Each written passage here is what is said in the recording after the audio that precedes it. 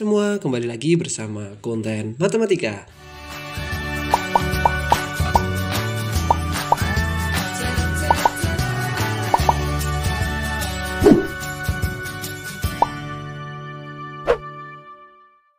Pada kesempatan kali ini kita akan belajar materi jenis-jenis segitiga.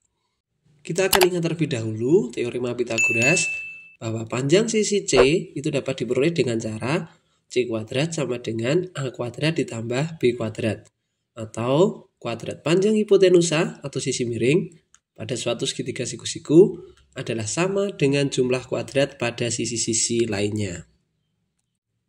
Perhatikan segitiga siku-siku berikut. Panjang sisi-sisinya sudah diketahui yaitu 6, 8, dan 10. Kita akan coba menggunakan teorema Pythagoras bahwa kuadrat sisi miring yaitu 10 kuadrat akan kita bandingkan dengan jumlah kuadrat sisi siku-sikunya yaitu 10 kuadrat titik 6 kuadrat ditambah 8 kuadrat. Jadi 10 kuadrat adalah 100, kemudian 6 kuadrat adalah 36, ditambah 8 kuadrat adalah 64.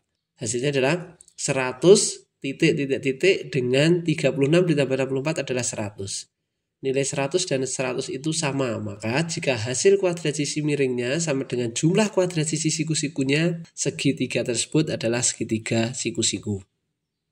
Bagaimana jika akan saya perpanjang sisi miringnya yang semula 10 menjadi 12? Kita akan coba gambarkan. Di sini adalah sisi yang bernilai 6 cm.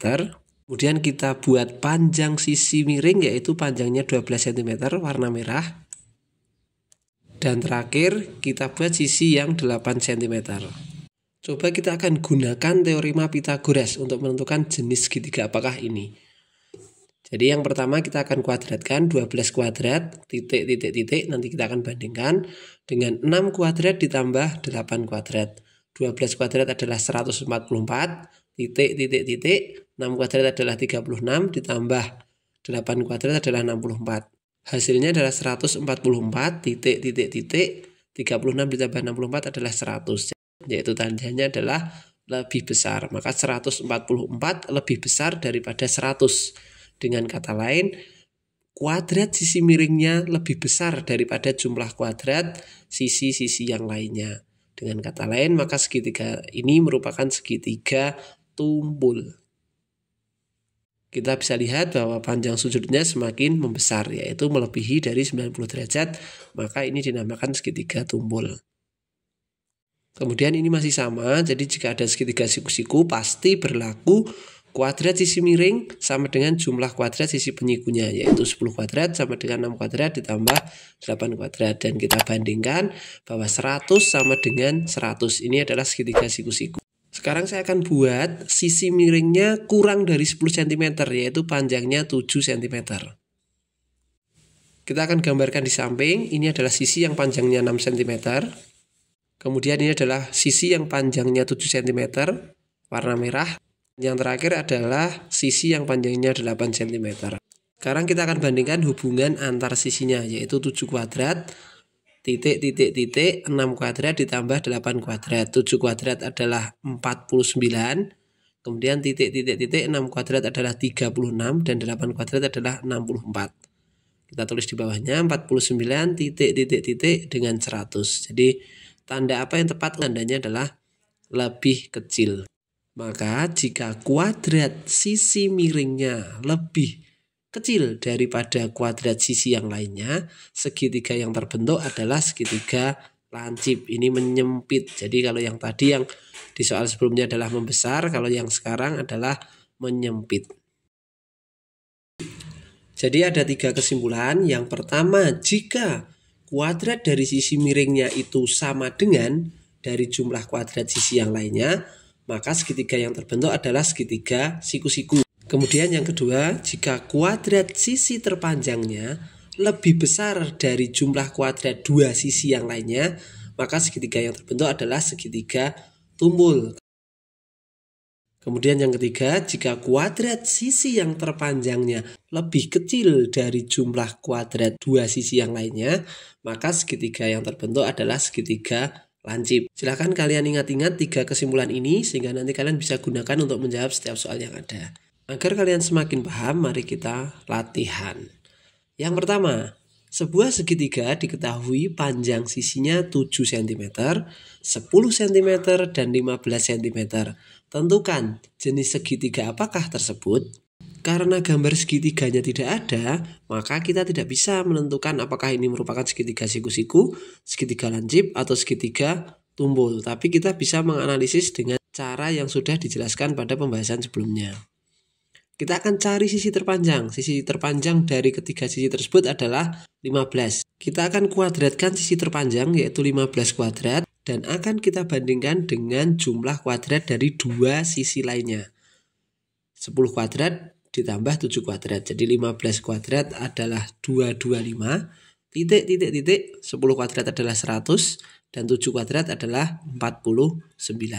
225, titik, 100 ditambah 49 adalah 149. Tanda apa yang tepat untuk melengkapi dua bilangan berikut? Ya, tanda yang tepat adalah lebih besar. 225 lebih besar dari 149. Jika tandanya lebih besar, maka kita akan gunakan pembuktian yang kedua. Panjang sisi terpanjang kuadrat lebih besar dari jumlah kuadrat dari dua sisi yang lainnya, maka segitiga yang terbentuk adalah segitiga tumpul. Ingat ya, jika lebih besar, maka segitiganya adalah tumpul. Latihan yang kedua. Sebuah segitiga diketahui panjang sisinya 13 cm, 5 cm, dan 12 cm. Tentukan jenis segitiga tersebut. Walaupun tidak ada gambar segitiganya, namun kita bisa cari jenis segitiga tersebut dari pembuktian-pembuktian sebelumnya, yaitu ada 3 pembuktian yang ada pada sebelah kanan. Kita akan cari sisi terpanjang. Dari soal ini sisi terpanjang adalah 13. Kemudian kita akan kuadratkan sisi terpanjang, yaitu 13 kuadrat. Kemudian akan kita bandingkan dengan dua sisi lainnya, yaitu 5 kuadrat ditambah 12 kuadrat. 13 kuadrat adalah 169, 5 kuadrat adalah 25, dan 12 kuadrat adalah 144.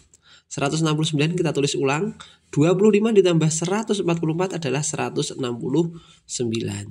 Tanda yang tepat untuk melengkapi dua bilangan tersebut adalah sama dengan. Jadi 169 sama dengan 169. Jadi segitiga yang terbentuk adalah segitiga siku-siku sesuai dengan pembuktian yang pertama. Sebenarnya jika kalian masih ingat, ini juga merupakan bilangan triple Pythagoras, yaitu 5, 12, dan 13. Soal yang ketiga.